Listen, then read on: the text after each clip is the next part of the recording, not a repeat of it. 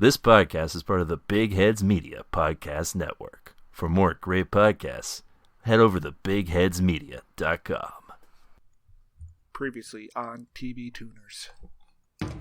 I can survive 1,000 punches with ease. My egg is on the seal egg. A golden age of podcasters affected the world 10 years ago it ended. And this is the story of how we learned to bake a cake. God has a spear? Man, I can't believe I got murdered. Again. Game over. Hey Lois, you remember that time I went on the TV Tuners podcast? And now TV Tuners continues.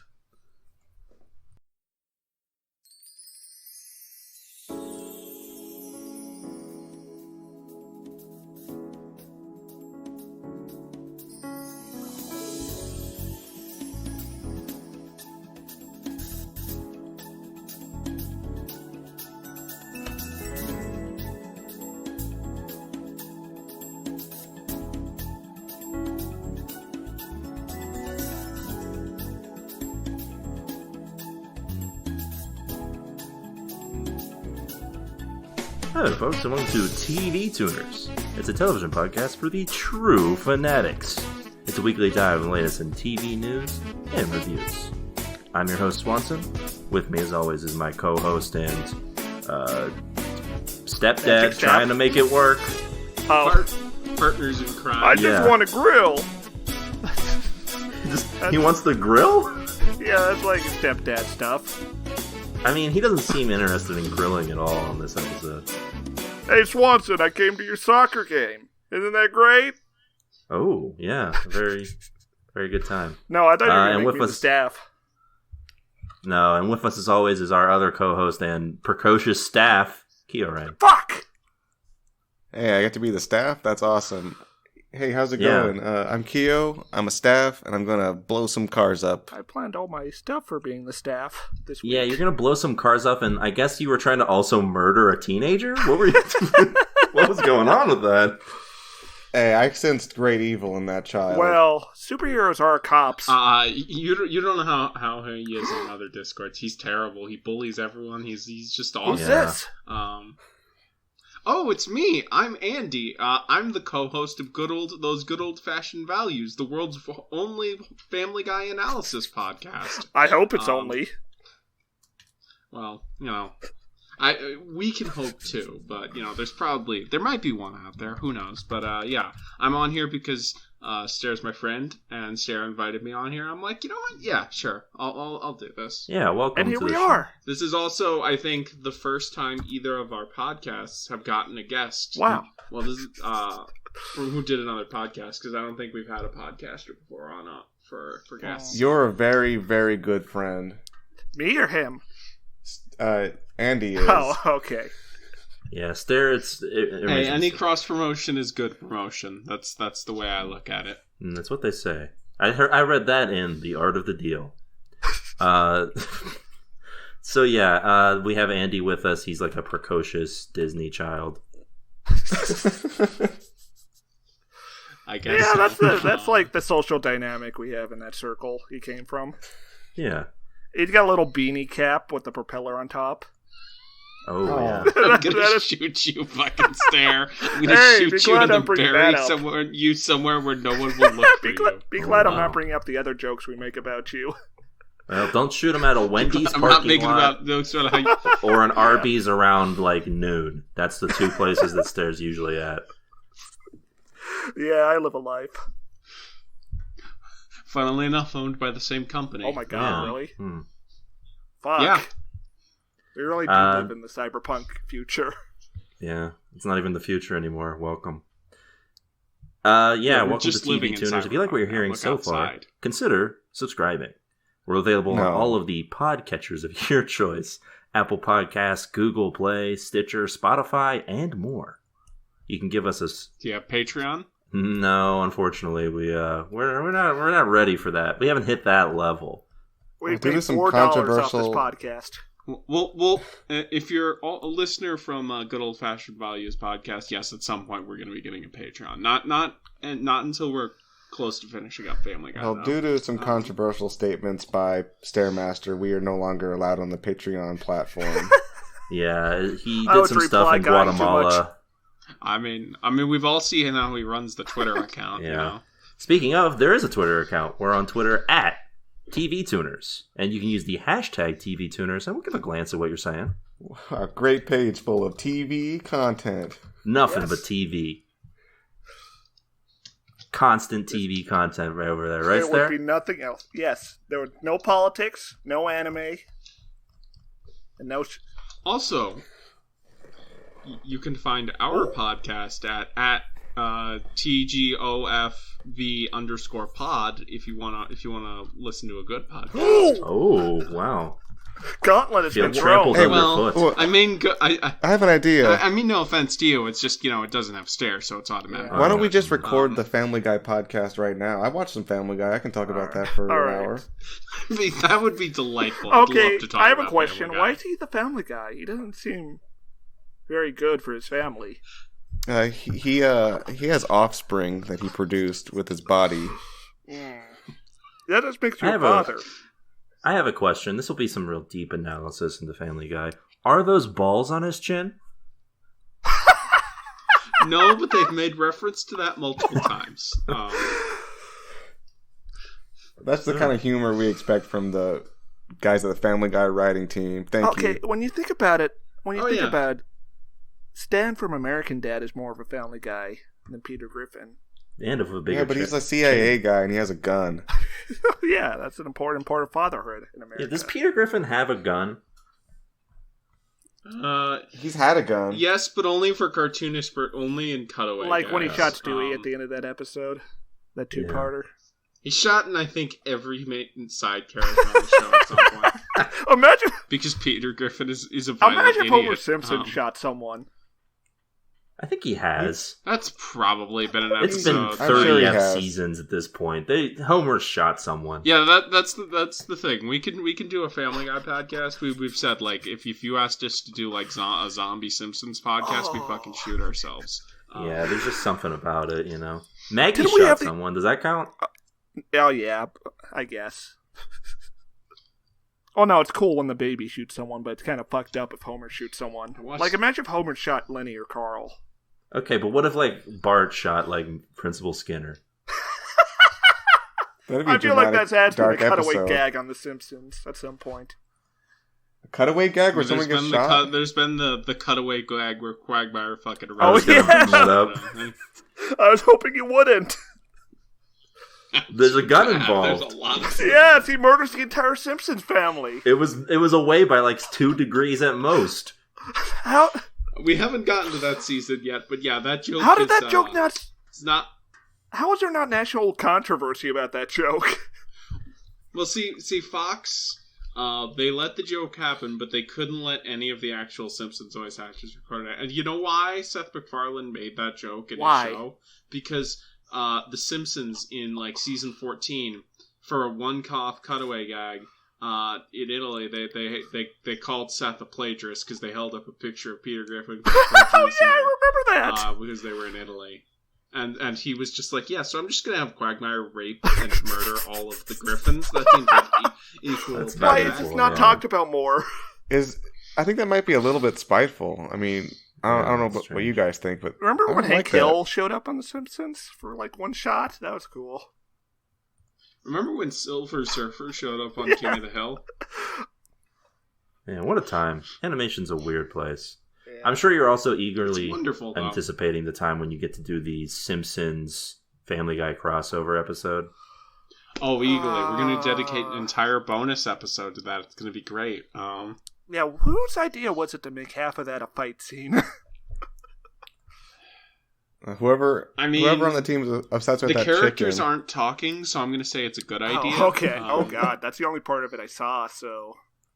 No, be glad you didn't see the car wash. That crossover is bad, even by the existing show's standard. Bad at the time. So, yeah. With that out of the way, go ahead and also, if you have any quips, comments, questions, foresights, or otherwise... Send them to us at our email address, tvtunerspodcast@gmail.com. What's that email, Kyoran? I wasn't listening. Is it like television? Neopets.com. That's Yeah. right. How many episodes have you done by now? Oh, this is a recurring bit, we could say. I feel like it's been 200 okay. times at this point. Yeah, Kyo always seems to get it just wrong enough that no one sends emails. Yeah, well, I think it's a television. Yeah, send it What? to tvtunerspodcast@gmail.com. I thought you were saying that's why. Nobody sent its email. We got a tweet of the week going on here. I don't remember if... No, I thought we were just going to praise Ice-T for his posting game. Give him the TV Tuners MVP, That's always most valued good. poster. All right, sure. Yeah, I'll give it- Swanson was gonna like prostrate himself and talk about. Why Yeah, he's you sorry about something. know, before everything got like way out of control, in a good way, last week, I did call Ice-T Puffy when I was watching a rerun of SVU on my television. I have a tweet of the week that I think you might appreciate it. Oh, Put it in okay. the This is Discord. okay. unprecedented. But I do want to apologize to Ice-T. His Twitter game has been on point. And let's get to the tweet of the week. All right, Stare. This better not be anti-Semitic. It's not. Fuck, what was this guy's I name? figured you'd lo- Polly Walnuts. It's Paulie from Polly Sopranos. Walnuts, yeah. And he did a... reacting to the third impact from End of Evangelion. T, you seeing this? I just told the broad we ought to see other people. Didn't mean for her to go and see the whole freaking human race in a shared consciousness. Oof, Madone. Gavagoo! Yeah. Do you want to describe what's happening in this imagery, Oh. Stare? Well, you know, it's the famous scene from End of Evangelion, which we've all seen, where the entire Earth is covered in gel. And Real talk, if you haven't seen all 26 episodes of Ava and End of Ava, what the fuck are you doing? Don't listen to this go stop. podcast. Yes, go watch please. that. Yeah, Stop it's, watching I mean, it's Go- there. It's waiting for you. I would say the same thing on my podcast. Some things are just more important than podcasts. Anyways, I can't explain this without spoiling, so good night. Yeah, that is true. Why did you give this to us then? Listen, third... Because it's a delightful tweet. You can't describe that the world is covered in some kind of like shimmering swords, and it's red. Those are and there's, crucifixes. Okay, Yes. crucifixes, and there's a lady in the background, like with like a drop of blood or something. And Polly Walnuts is just kind of in the foreground, just kind of like with like a Yeah. slightly concerned expression with his hand up. Now, He's wearing a Stare, you tracksuit. didn't say who tweeted this, so we can give him the proper shout-outs. Way one appreciator at Dumb Serb. Spelled with a C, not an S. It's good. Yeah, you know what? I'm tuning in on this. This is a good tweet. Yeah. This is the quality Yeah, content I want. I like 60% get the joke, so I'm going to tune in. Yeah. That's a D. That's a passing grade. And you know what? Andy said go ahead and go watch Evangelion right now if you haven't seen it. But you know what? Go watch The Sopranos if you haven't seen it. What the fuck you doing, Maron? I have not seen The Sopranos. My friends are watching The Sopranos, live watching it now. Well, not right now, but like now. you know, they're in the middle of watching it. So I should probably join them, but you know, I'm Listen, lazy. it's good. Some of it probably hasn't aged well, but it's good. Yeah, that seems to be the sense that everyone has said. Like, I haven't heard many people be like, "Oh, fuck that show." Yeah, most people probably aren't. Remember that scene for The Sopranos where the guy gets carjacked? Just this random guy for the cold open, and he just shouts the N-word after they drive off. Yeah. And his family is very upset with him. Good times. Sopranos is an odd show, but a good one. You know, go give it a listen. You Also, know, watch it yeah. simultaneously with Evangelion. At some point, you'll finish the last one before the first, but You'll be in a you've- really good mood if you back to back Sopranos and Evangelion. I mean, you know, you're not wrong. They are kind of like... they do have a similar energy, I think. very uplifting.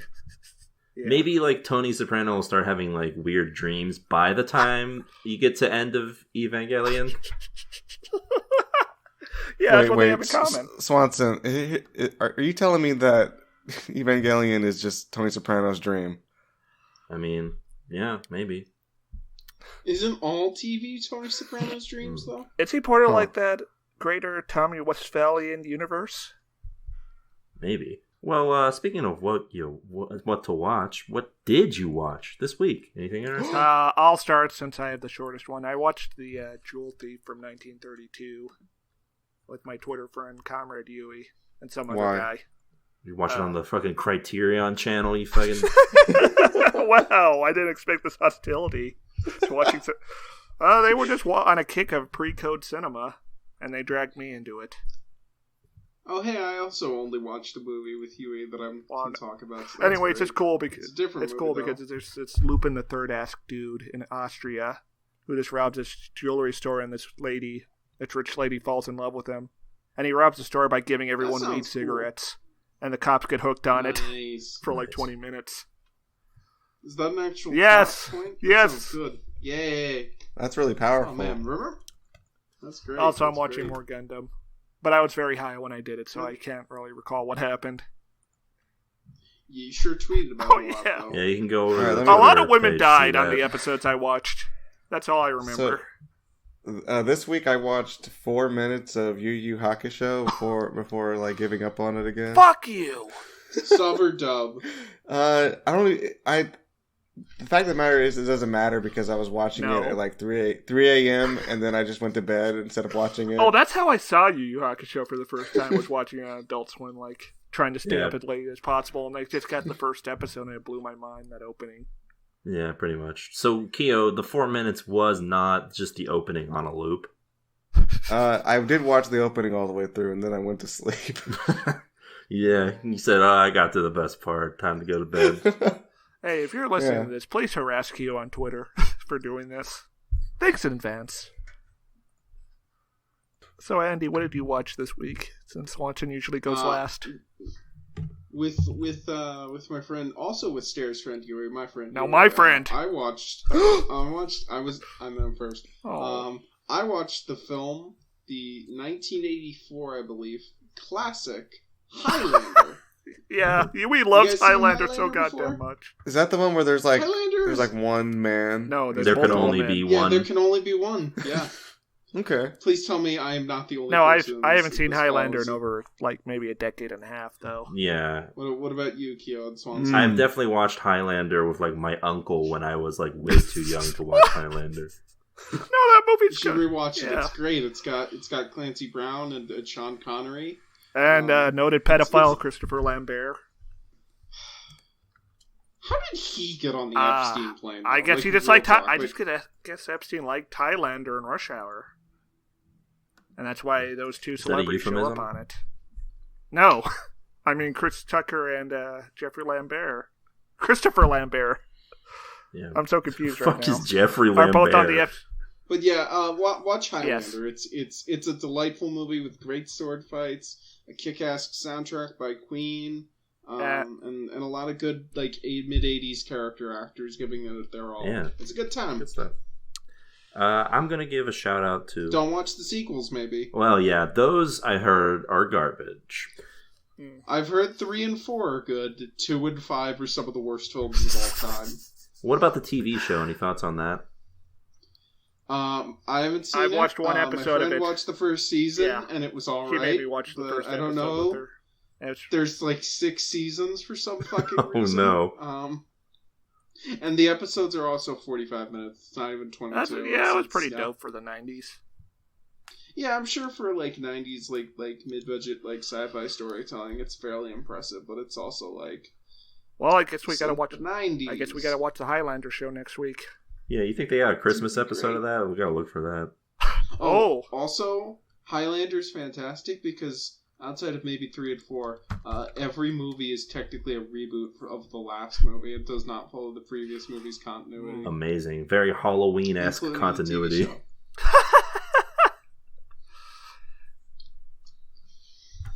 Alright, I'm looking up. I don't see any Christmas references in the first season.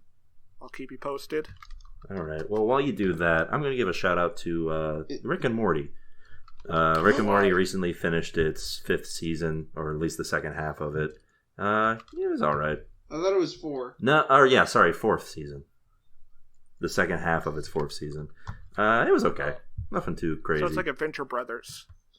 I heard a lot of people didn't like season 3. Is it better than season 3? It's hard to say because they split the season into 2 parts, and it feels a little more disjointed. Maybe because of that, I have no idea. Maybe it'll be fixed when you watch it as one coherent thing. Yeah. But also, it feels like at a certain point, much like with season 3, they sort of just don't care about having like a through line or like character anything. So it has a start and an end, but the middle is just kind of bleh. Yeah, I guess. There is like a definitive finale that's like a big fun thing that could potentially have fun stuff going on next season, but who knows with them. Because it could easily just be like, nah, man, Rick's back at it.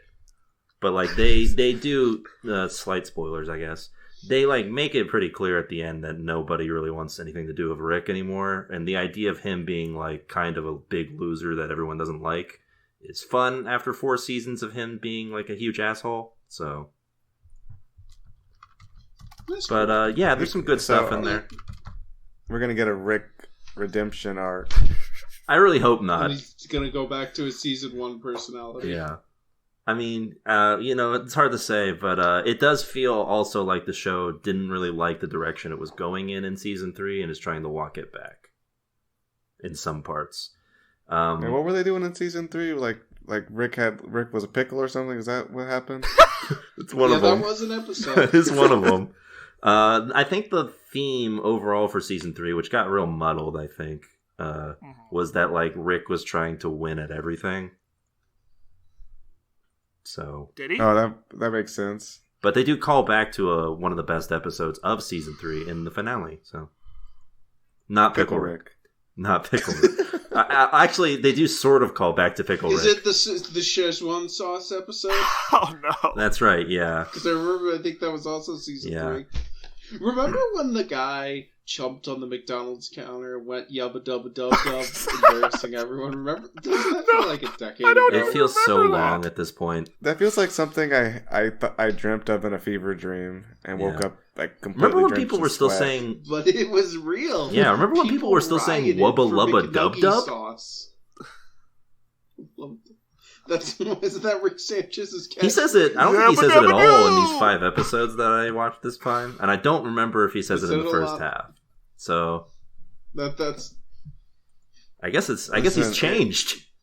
It's pretty good that he stopped saying that, because doesn't it mean like I am in great pain or something? Yeah, but spoilers, he still is. Yeah, they kind of offhandedly announced that during one episode. Yeah. What? At the finale to the first season. Maybe I'll watch it one day. Maybe I won't. I will say that what Rick and Morty continues to do really well is just like fuck with the idea of like the high concept episodes are still like some of the best. There's an entire episode in this second half that is just a meta like thing about storytelling. Like it's an entire story wheel, and they're on a train that's going in a wheel, and it's all about the story development. It's very ridiculous, and like once you figure out, I feel like I was gonna say, I feel like there are a lot of Family Guy episodes where the show wishes it could be Rick and Morty, but it can't because it's Family Guy. Like there's a bunch of high concept Family Guy sci-fi episodes that are just like, oh yeah, man, be great if this show wasn't Family Guy. Yeah. That sounds like one of the saddest things I've ever heard, to be honest. Yeah, man, like later seasons Family Guy, it gets it. Every episode is the first draft. Like, oh no! Family Guy is like a show that experiences suicidal ideation, I feel. American Dad is slightly better, but it's still not great. Yeah, American Dad has some good stuff, I feel like. I remember some pretty quality episodes. It has stronger characterization. Yeah. Overall I would say Rick and Morty season 4 probably about on par with season 3. It feels like they're at the brink of going into like full this show is no longer like South Park territory, where it's just like, why is this shouldn't be a thing anymore. All right, so verdict, tune in or tune out? I'd give it a light tune in. Okay, I'm gonna give the intro to Yu Yu Hakusho, the dub, a tune in. Yes. I'm gonna give Highlander a tune in because it's Highlander. I'm gonna give the Jewel Thief a tune out. Oh, wow. I thought you liked the movie. No, I gave it 3 stars. Oh, okay, well, that's fair, I guess. All right. Well, that's with that out of the way. Let's get into the news, huh? Folks, it's Quibi. That's right. What have they done now? The baffling service that you only are able to watch on your phone has changed its ways. Oh, is that their gimmick? That was their gimmick. Believe it or not, that was their gimmick. I mean, it makes sense. Yeah. Phones are more commonly used than Yeah, anything else. It's also shoot. If there's one thing I want to do on my cell sell phone, our budgetary limit as a feature. That's a smart business. It's like, oh, we can't afford to put it in anything else but a phone. Well, what if we sold it to marketers as phone only? That's genius. Oh, I need to issue a correction. I got the movie title wrong. It's called Jewel Robbery, not The Jewel Thief. okay.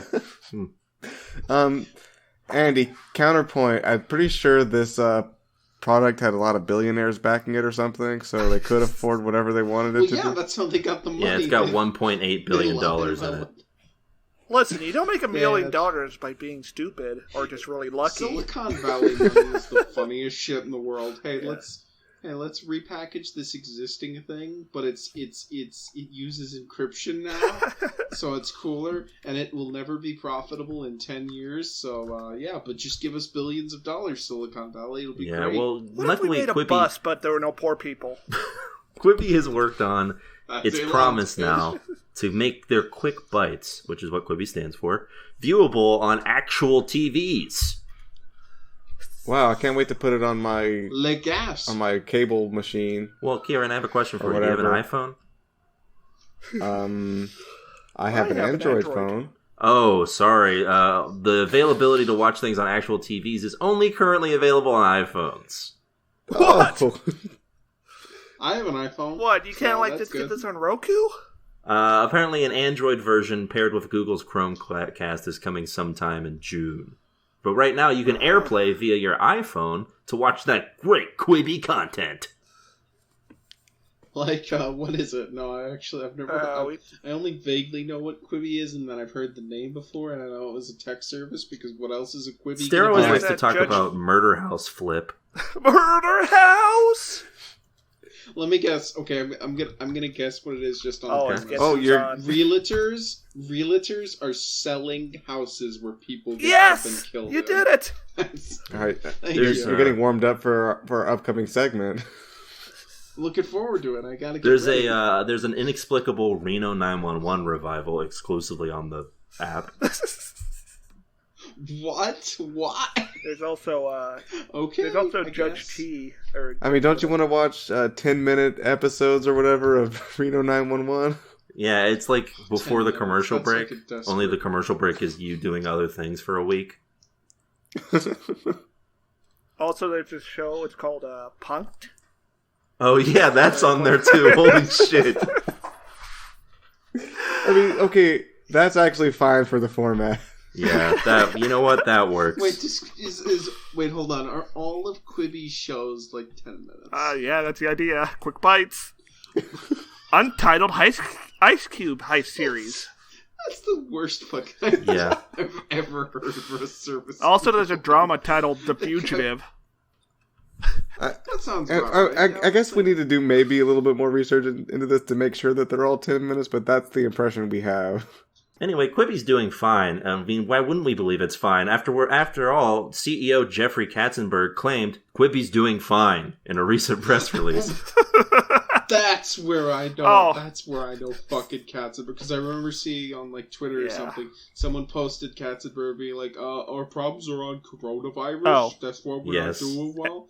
It's fucking weird seeing because Katzenberg, I think comparing him to Eisner, he's disgustingly evil, but way less stupid than Eisner was, because Eisner was one of the dumbest media CEOs of all time. God bless him. Yeah, his Family Guy really hated him. So it's actually they were way too nice to his performance in that. They could have been way meaner to Michael Eisner.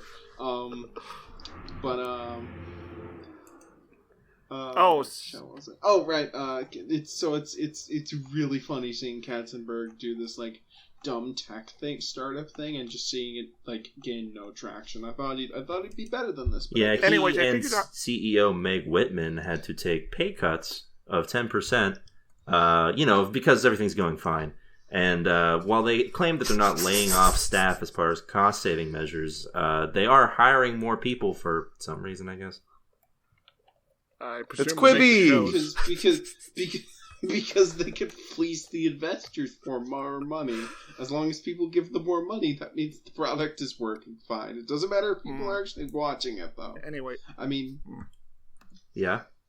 Netflix has millions of viewers, and it's not fine. It's never been profitable, and probably will never be profitable. But it just works. It's never was profitable back when it had other people's TV shows, but that's long since passed.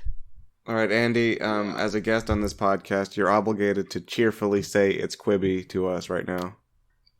It's Quibi. Yeah. All right. Well, with everything going on in the world today, it seems like being a cop on television might be a risky prospect, and we're not alone in thinking that. Apparently, Stephanie Beatrice, who plays one of the titular cops on Brooklyn Nine-Nine, recently donated $11,000 of her salary to the National Bail Fund Network. So, okay, I think on one hand, that's pretty good. On the other hand, is that even 1% of your fucking salary? Apparently, it's about 10% of her salary, which is something that she got from... I guess that's... Yeah. Yeah, she got it from Griffin Newman of podcasting fame, who had a 2-episode arc on Blue Bloods, which is a little different than being a series regular on a popular television show. 10% of the income that's good enough, I guess. That's at least meaningfully something. Yeah.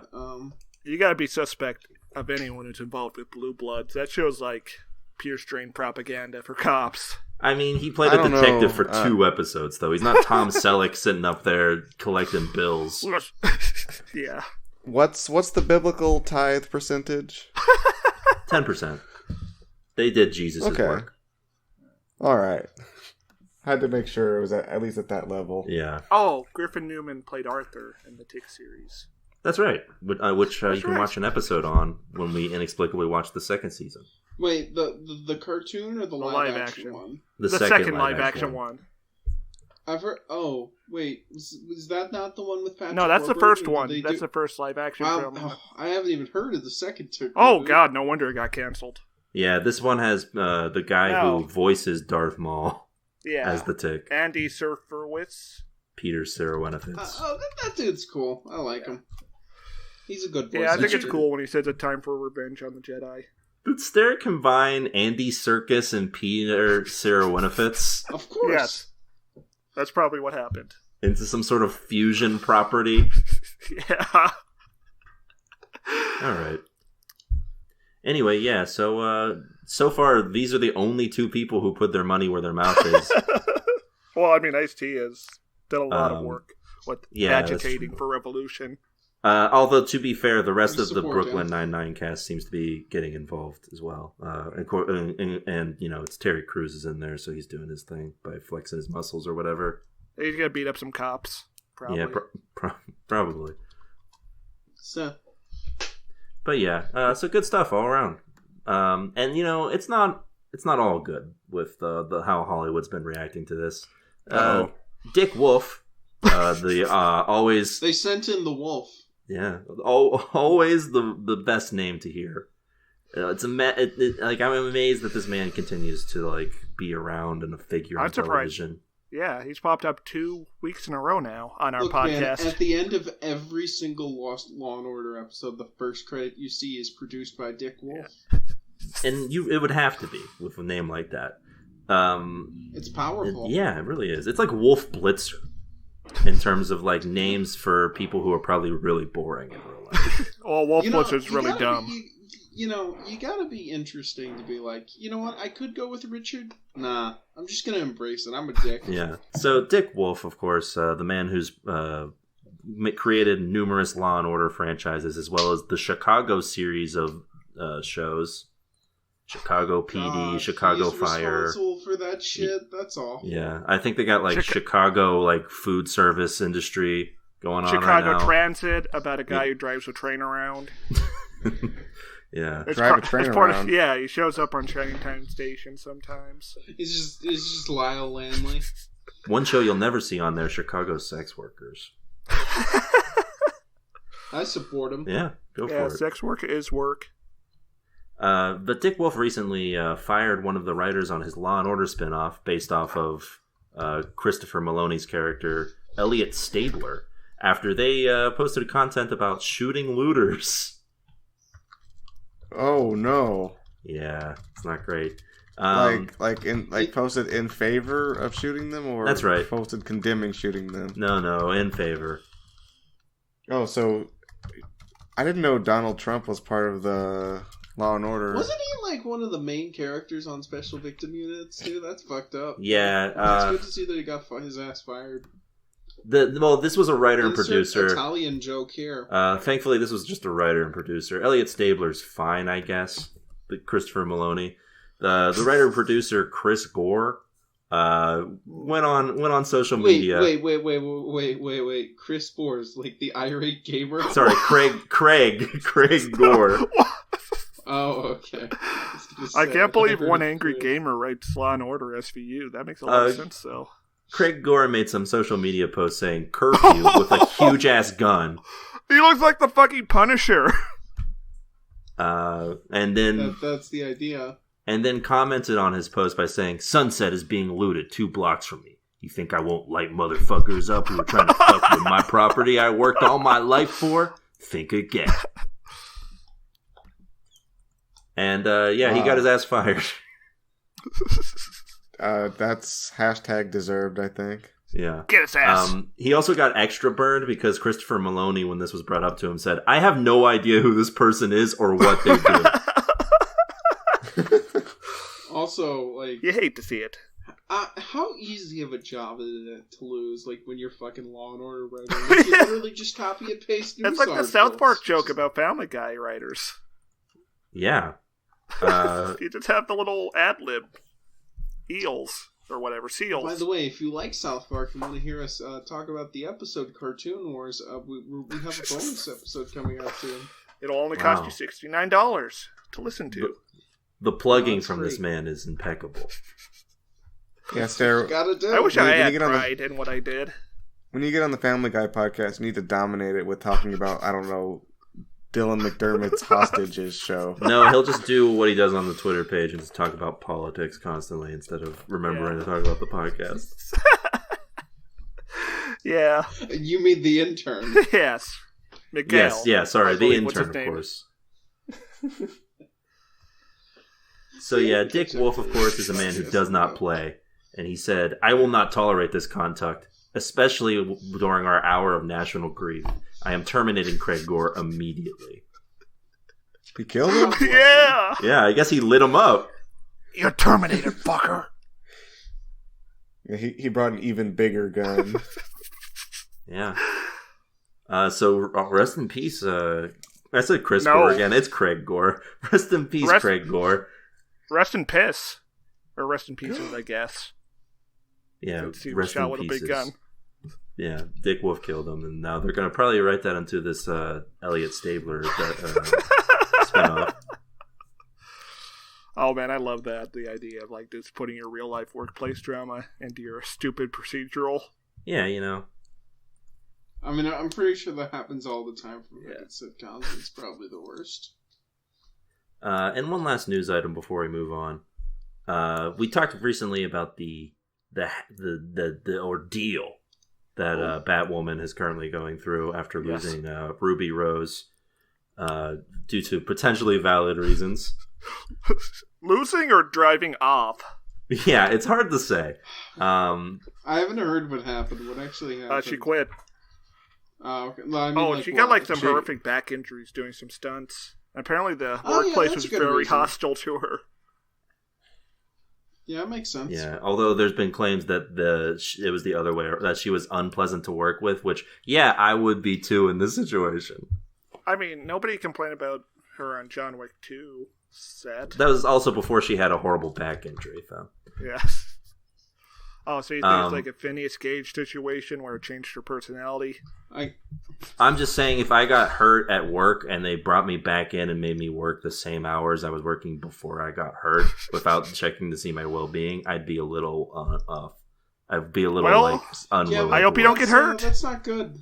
That's not good, folks. You don't do that. Well, why don't we do an experiment here? We'll break one of Swanson's legs and then see how he's behaving afterwards. We'll see how his bosses treat him. I bet it's going to be very poorly. Yeah, I guess that's the only way to find out.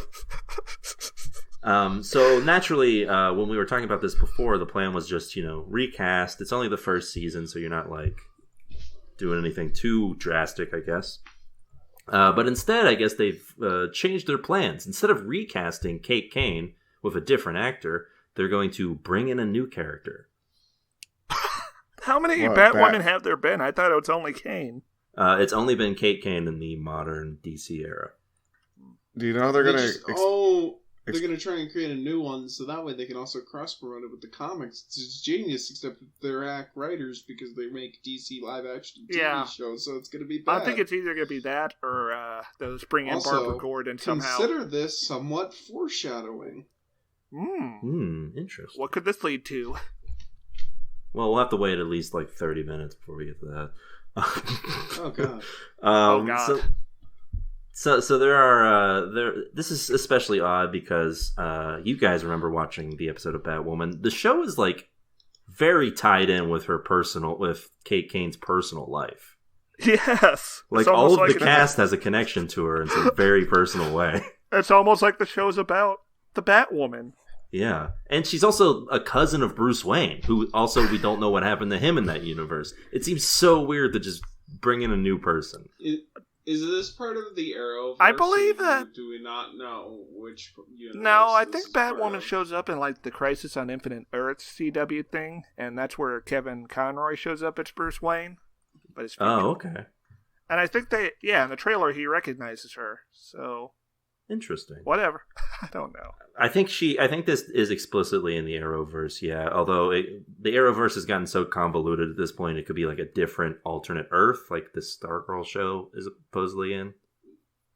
The Arrowverse is like it's American Super Sentai, basically. Oh wow. Yeah, that makes it sound like it's cool. You've seen how that CG looks. Yeah. It's about the same. No, the Super Sentai kind of leans into how bad it looks. I think CW does. I think like the Arrowverse tries to lean into it too, but nope. They do. They 100% try and lean into it. It just doesn't work. Yeah. It looks like a fever dream whenever I see clips of it. Yeah, specifically the opening of this episode we watched. Oh yeah. We'll get to that later. Yeah. But yeah, for apparently season 2, it's going to be based on this new person's journey to become the new Batwoman. At that point, why not just cancel the show and use the original? Why not just make a Batman show? Well, no one wants that. They're making a Batman movie. Yeah, you can't dilute the product. Yeah, that's why. Also, Batman's too good for TV. Like that. Let's be real here. He's a movie. Yeah, notice the Batman in the title there, Stairmaster. Okay, you can't have Batwoman on the screen, but you can have Batman on the screen. I mean, Batman the animated series is like one of the best Batman properties. So yeah, but that was the '90s though. So yeah, that's fair. We didn't have the effects to put a man in a bat suit. Oh, remember those? Remember those commercials for like OnStar or whatever with Batman? You brought this up every time we talk about Batman. That's so cool. Like, you know what this is like? Remember in the '90s when Marvel had a bunch of like cartoons on the superhero show? Well, so with the time on their own superhero shows. So when they got to do the Avengers show, they didn't have any of the other actually cool and relevant superheroes. So like the biggest lead was like Ant-Man. Yeah, that's what the Arrowverse is kind of like. You can't have Batman or Superman shows, so you just get everyone else. Yeah, you get Arrow. I just love how despite owning all the copyright, they can put any character they want. They have to like keep the popular ones like under wraps. Well, like they can only no Batman, no Superman, no Wonder Woman. I guess we get the Flash. Is that still you can show like that's about it. That's cool. You can show like their shoulder, I guess, and then like yeah, and then like maybe Superman can show up for like a crossover event, and then he has to go back to his home planet that's destroyed. His home planet. It's Earth now. It's like Superman Returns, though. Yeah. that seminal classic. Yeah. Yeah. So this new Batwoman character is named Ryan Wilder, who is described as likable, messy, a little goofy, and untamed woman in her 20s. How many female protagonists of TV shows is that like a generic description? 80%. Also, this is part of the copy here. I cannot wait to read this to you guys right now. She's also nothing like Kate Kane, the woman who wore the bat suit before her. Why are you doing Why is this the same show? I don't understand why this is the same show. You can't just recast her?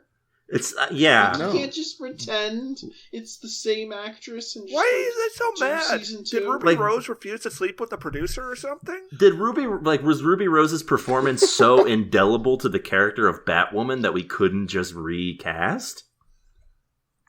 I mean, fucking Marvel got away with recasting for the MCU. You think people won't accept recasting for the fucking Arrowverse? Yeah, they recasted Hulk. Come on. No one cared. He replaced they also Ed Norton. Yeah.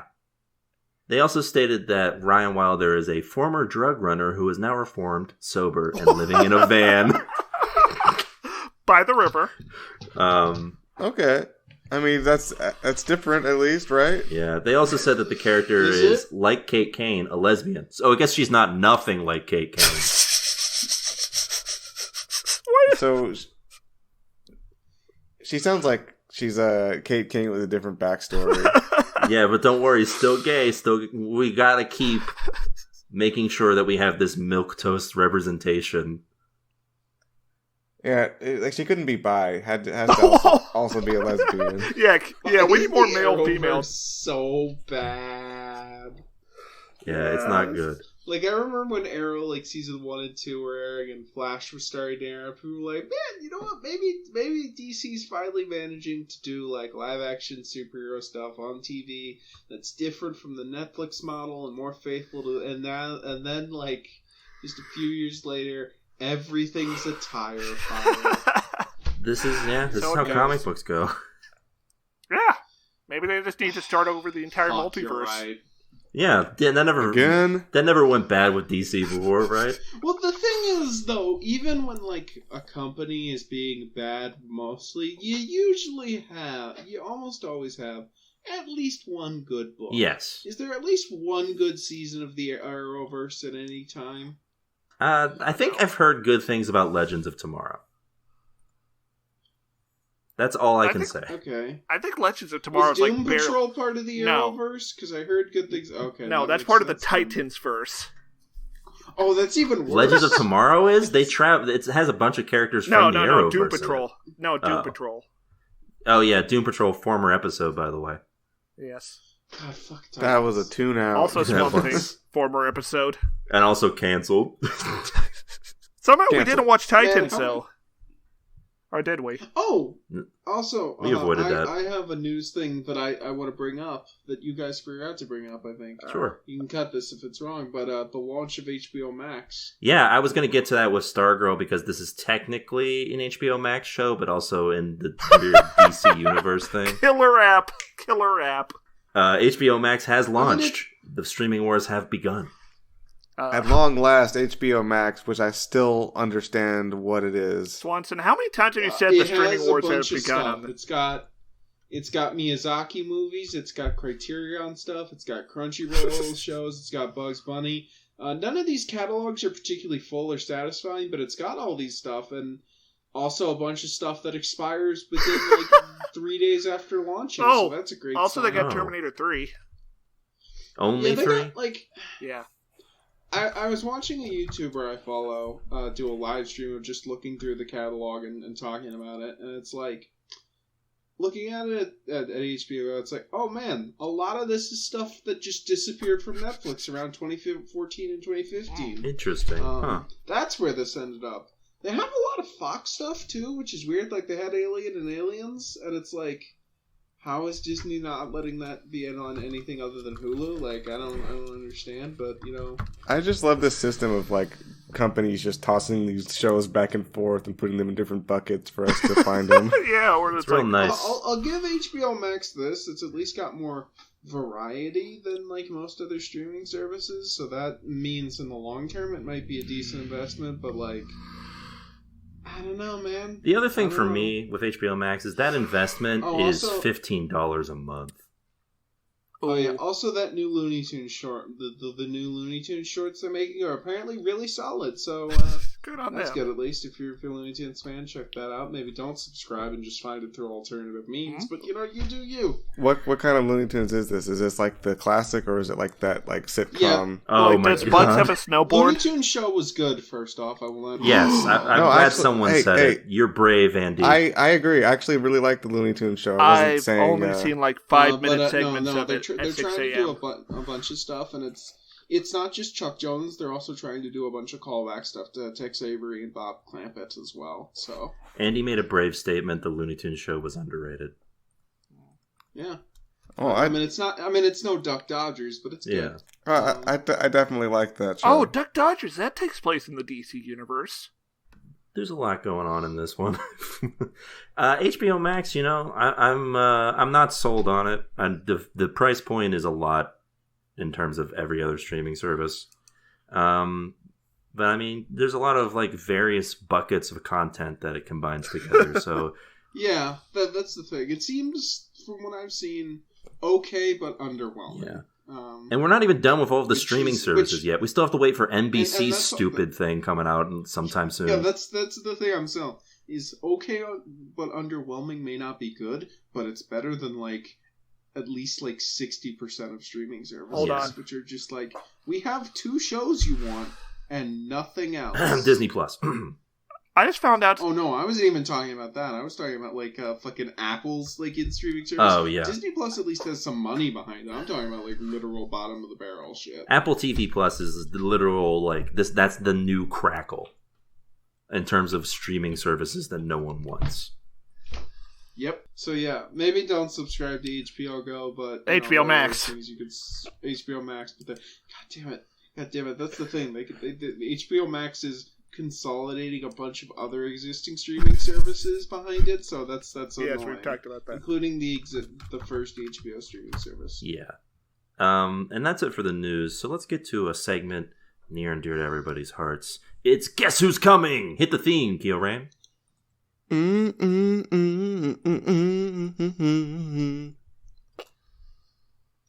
Wow, that's the theme. Enjoy. Thanks. What a soothing theme. Welcome to Guess Who's Coming, a monthly segment on the podcast where I give everybody, usually it's just Stairmaster and Keelrain. This is the first 3-person Guess Who's Coming game. Alright, I'm going to crush Andy on this. This is going to be I'm looking forward to it. You're going to get ass blasted. Yeah, I give you guys names of shows that are coming to the air this month, both streaming and network. And you guys tell me what you think the premise of the show is. Sounds fun. Let's start with ABC and this program. Don't. Oh, fuck me. Oh, my God. Andy, you want to start with this? Wow, thank you for throwing me the lions. Okay, so Don't is a throwbacky 80s styled sitcom series about a cop trying to prevent his neighborhood from falling into drug use thanks to the DARE program. Just say no. That's what I'm thinking of. Wow. I'm thinking this is like an elevated horror type series. Maybe they're like why move don't into you a house go next, Stairs, since you know. Oh, I thought you were done. You stopped talking. I was. That's what I'm saying. Why don't you go next? Yeah, it's like a Blumhouse elevated horror film where they move into like a haunted house, or maybe like there's a rape or something. Why is it? And maybe there's a rape because it might be psychological horror. Who knows? Why is it called Don't? Because don't. Because don't be a ghost or a rapist. Don't watch it. Don't watch it. It's a bad show. Don't watch it. They're saying you're helping. Don't be a rapist. All right, so Don't is a program about bad decisions. Oh, okay. There's like a little man, and hold on. How little are we talking about? It's just like a short. It's on the guy's shoulder. Yeah, I need. Okay, Keoran, I'm gonna need you to describe how little this man is. Is he like a leprechaun? Yeah, we're talking like a miniature man. Like you could carry him in your Like satchel. Vern Troyer sized. Oh, so he's Okay, like Sonic in the Sonic movie. All right, let's not fixate on the little part, because I feel like that's going to make me lose. Okay, so explain how manly. Explain his male member to me. Okay, listen. So there's a man, and he makes bad decisions. Like, Oh, okay. he goes around and he just makes the dumbest mistakes. Oh. So there's this other person. I don't know if it's a man or not. The first guy's a man, but the other person could be any gender. It doesn't matter. Oh, okay. Gender And fluid. this person is that man's like guide, Hold- and like whenever he's gonna do something stupid, like he's gonna like do like a trick over dead man's skull. I have a question. Yeah. Is this man's name Goofus? Possibly. Maybe the other person's name is Gallant. And that Gallant's role here is to tell Goofus, don't. Just stop. Just don't. But will he listen? Find out next week. Okay, so Sounds great. Keo's predicting a sort of Goofus and Gallant reboot without the actual rights to the names. So you're going to tell us what the show's actually about? Yes. That's how it works. All right. So first off, I want to commend Stairmaster and Andy because those shows both sound way better than this. Don't is a comedic physical game show where doing nothing is what it takes to win. Contestants are given the opportunity. That one Mario Party video with Luigi? Yes. Contestants are given the opportunity to team up with their family and friends for the chance to win a cash prize of up to $100,000 by tackling hilarious tasks, each with the simple rule: don't. I don't understand. I wasn't even thinking game show, but that makes the most sense for a dumb name. I'm thinking like the RoboCop 2 scene where he has all those directives, except it's just don't. Yeah, So whenever you put a game show on this, it's impossible. I know, and I'll be honest, I solely put it here because of the title. I think Keo is technically the closest, though, because this is technically a game show about not doing things or doing things wrong. I mean, there's like a person telling them not to do things, sort of. But I will say there is a reason that I am giving Keo the point. He described that there is a little man involved, and the host of the show is Adam Scott, a little man. I was hoping, like, in the bottom of my heart, like, throughout my heart, just like you were going to say Danny DeVito. Oh, I wish. Danny DeVito's too old to host a game show. Yeah, he could die at any moment, sadly. And you don't want that on a game show. That would kill the mood. Yeah. And the person. Next up, we've got an HBO show, Perry Mason. Okay, so there's a guy called Perry Mason, and he's building a house. Oh? Okay. Where is he building this house? And why? He's building a house. It's a divine quest from God to complete this construction all on his own, and he has 10 years to do it, or Satan will get him. I was gonna guess he was a priest as well. Fuck. Okay, I'm guessing I have that. to redo my answer. You go. Okay, next. Perry Mason is a mini-series based off a real-life figure, Perry Mason. Who? Wait, there's a real person? I'm No. guessing. I'm guessing since his name is. Who committed 5 drug robberies and a murder. Fuck, I was also gonna guess he was a gangster. That was my second guess. Fuck. Perry Mason is a wacky comedy about 2020's dad, Perry Mason, as he deals with his new grade school daughter and other family hijinks. Alright, this is just Family Guy, but with like a slightly different family situation. No, I'm going for more of a what's modern. I just Family. realized why Oh, the yeah. name sounded so familiar. Don't say it Okay. yet, Stair. I think Stair got onto what I was about to say, which is that there's a reason I'm the host of TV Tuners. And it's because I recognize the name Perry Mason as an old, and I'm talking like 60s here, TV show. Luckily for everyone here, that is not really what this remake is about. It's actually not even close to the original TV show. Wait, did we talk about this on the show? I believe we did. Ago? Yes, we did. Oh my god. We should have known. Perry Mason's an odd show, by the way, because it was back in an era where cop shows weren't a thing, and instead defense lawyers were like the big thing on TV. Remember when defense lawyers were... Oh, there was a time when... Oh my god, I've heard of Perry Mason before. Yeah, you can find it on like Me TV or any of those like sub-cable channels. What happened to our culture? Who made that switch? Do you want to know the real answer? I don't know if that's the better real or answer. Worse. It's because police departments started funding police procedurals. Yes. And they're more profitable for television networks to air. Yeah, and now suddenly all the defense lawyers that you see on TV are the bad guys. Interesting how that works. Anyway, this Perry Mason spinoff is, or remake, is nothing like that. So let's get to see what this is and which one of you got the closest. It was me, since I mentioned drugs and crime. Set in 1932, Los Angeles, the series will focus on the origin story of famed defense lawyer Perry Mason. Are you fucking kidding me? Who wants to know Perry Mason's fucking origin story? He went to college! Living check to check as a low-rent private investigator, Mason is haunted by his wartime experiences in France and suffering the effects of a broken marriage. LA is booming, while the rest of the country recovers from the Great Depression. But a kidnapping gone very wrong leads to Mason exposing a fractured city. What fucking boomer wants to watch a fucking Perry Mason movie? Honestly, you can't pitch this because this is entirely based on the execution. Nobody cares about the concept. Yeah. Well, here's the other thing. Just give me the original Perry Mason show. Just give me a show in modern day about a defense lawyer. That could be something. I mean, if you want to do like one case spread out over an entire season, we already have Better Call Saul for that. Why does everything have to be about everyone becoming the thing they become? Yeah, we have to wait until season one for him to become a defense... The end of season one for him to become a defense lawyer.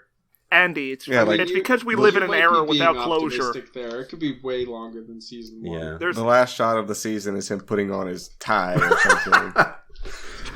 Anyway, Stair was technically the closest, so he gets that point. This is a game of technicalities.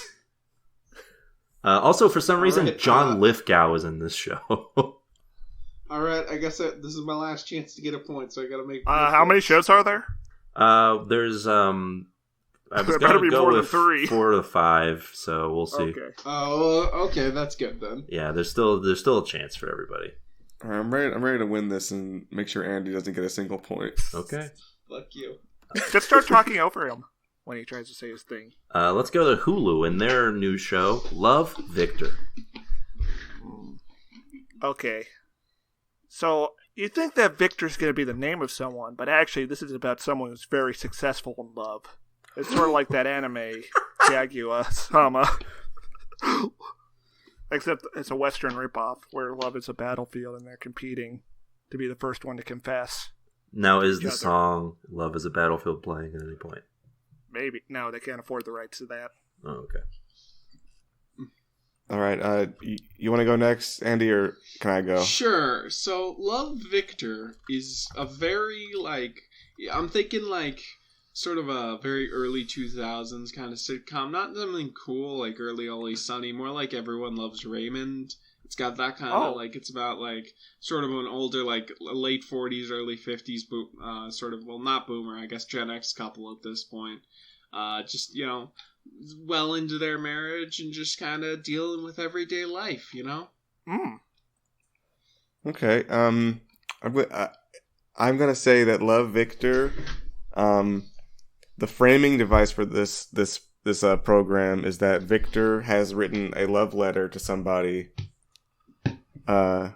and somehow his life was spiraling out of control due to some kind of romantic, maybe there's a love triangle or something, and it just goes wacky. Maybe he's got sex addiction. Yeah, that's pretty close to my premise, right? Yeah. Okay. I'm just suggesting. I'll explain why I love this opening sentence in a second. Set in the world of the 2018 film Love, Simon, the series follows Victor, a new student at Creekwood High School, on his journey of self-discovery, facing challenges at home, adjusting to a new city, and exploring his sexual orientation. When it all seems too much... So none of us were right. When it all seems too much, he reaches out to Simon to help him navigate the ups and downs of high school. Okay, I looked at the poster for Love, Simon, and this looks like it's from the 90s. How is this a 2018 film? Yeah, Love, Simon. By the way, it's set in the world of Love, Simon is a thing I love because Love, Simon is just a movie about like a gay teenager. There's nothing about the world that it needs to be illuminated. I think there's a TV series. Wikipedia. This is a TV series. Love, Simon is a movie. Oh. In a world where the year is 2018. Anyway, yeah, this is a tough one. Normally when everybody is so far off, I have everyone pitch why they should win. So let's go with that. Okay. So my pitch is that it did mention him exploring his sexuality, and mine was kind of based around romance. So so those are connected. I think that coming to terms with your sexuality is a victory in and of itself. So in a way, he is the love victor. Well, you see, my connection was, I was wrong about the age, but I was right in that it was a general sitcom about two people making a connection. Is this a comedy? It could be. Well, I never said it was a comedy, but, it's a show about, like, love and connection, so I think I was the closest on that. I mean, obviously, anyone could have guessed that, but that's what I guessed, the deep connection of two people. Let's see here. What do I go with? Very tough. You know what? Andy, you get the point. Yeah! Unbelievable. The guest came in and he's like lording over my territory now. It's on. Is there like some sort of Breaking Bad-esque message you would want to give him about territory? Stay out of my territory. Maybe you should be able to keep it then. That's all I'm gonna say. Next up, we've got an Amazon show. This one is called El Presidente. Okay, so this is based off the video game Tropico, where you're a dictator in a fictitious South American country. Okay. And you have to juggle all the political factions while developing your country or filling your Swiss bank account. Interesting. All right. Also, it's got John Lithgow for some reason. You remember that bad comedy movie from like 6 years ago about like an evil dictator coming to America and like having you mean The Dictator? Yeah, The Dictator. Remember that? It's like that, but more Latin American and for a longer period of time. Oh, okay.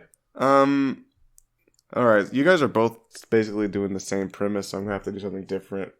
So he's not the president of any nation. He's like the president of the school chess club, student council.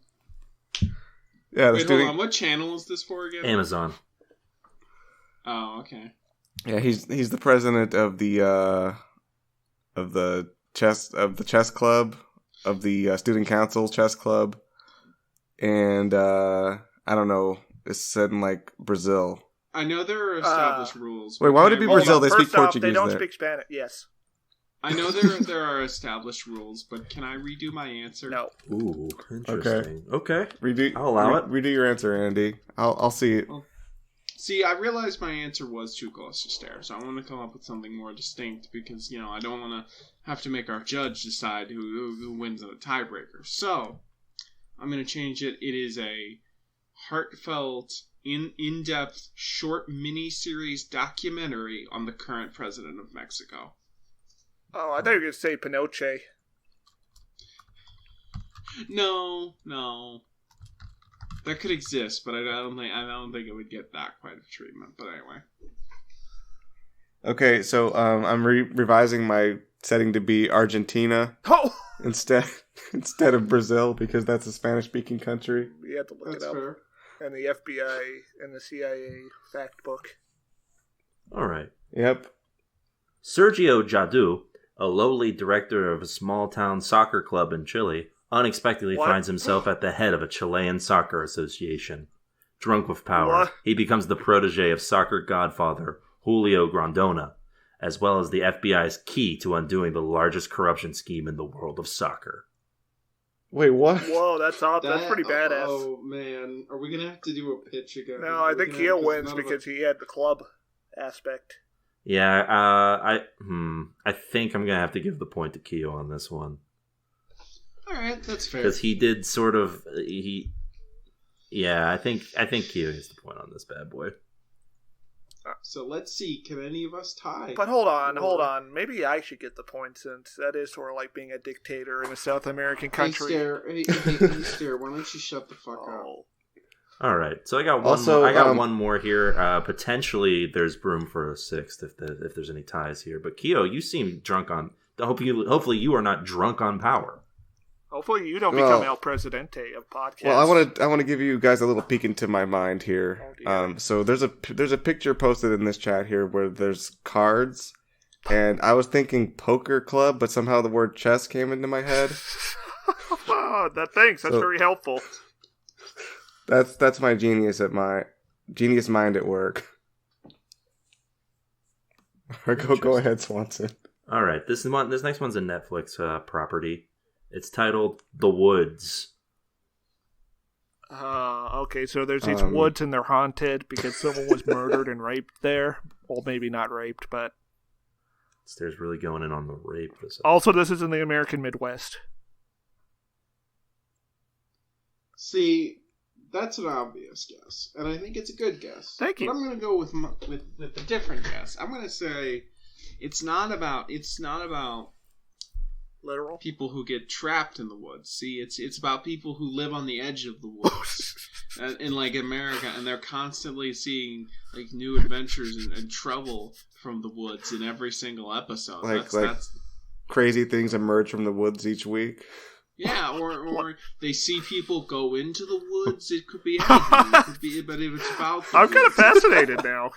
Yeah, this sounds like. Huh. Here's my idea of what the show is, and just spoiler warning, I'm going to win this, so you guys better just pack your bags and go home.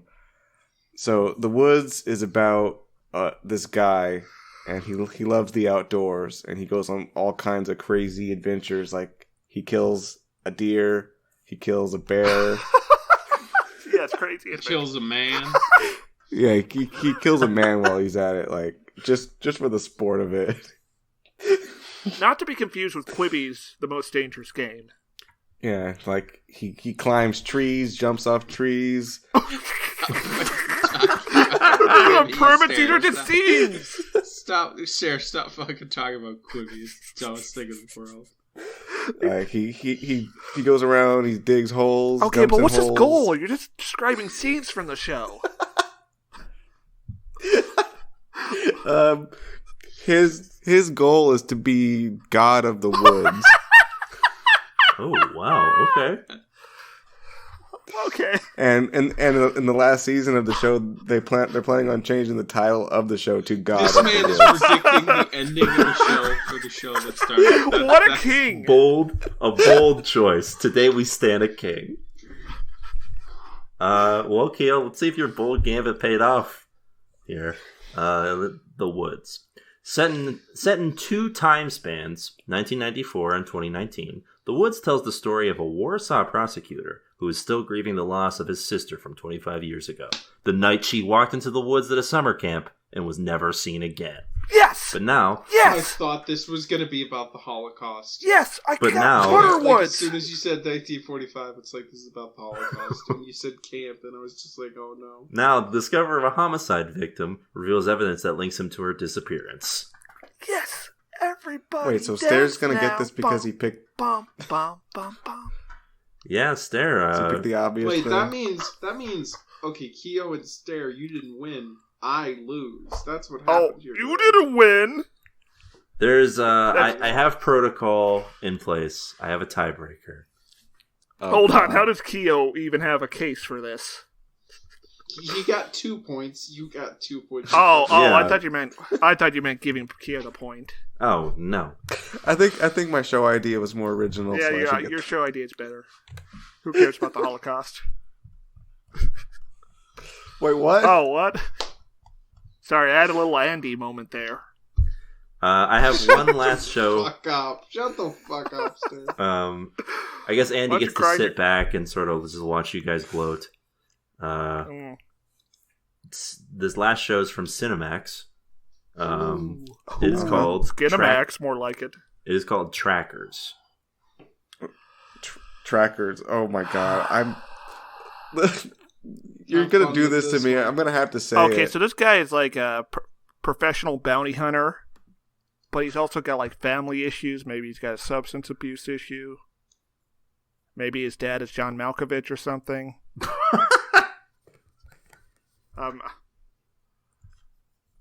Wait, is it? Who's on Ray Donovan? Liev Schreiber? Nah. Who plays the dad? It's like James Woods. John Voight. John Voight. Not James Woods. No, James Woods should not be in anything, especially not Family Guy. So let's be clear. What are they tracking in this program? He's tracking criminals, or people with bounties on them. Okay. Okay, so Trackers is a program starring Dylan McDermott. No, that's a joke. Strike that from the record. I don't want to lose this because I said Dylan McDermott. Okay, no Dylan McDermott. Just making sure. Okay. Okay, and I think Stair took the only idea there is for this.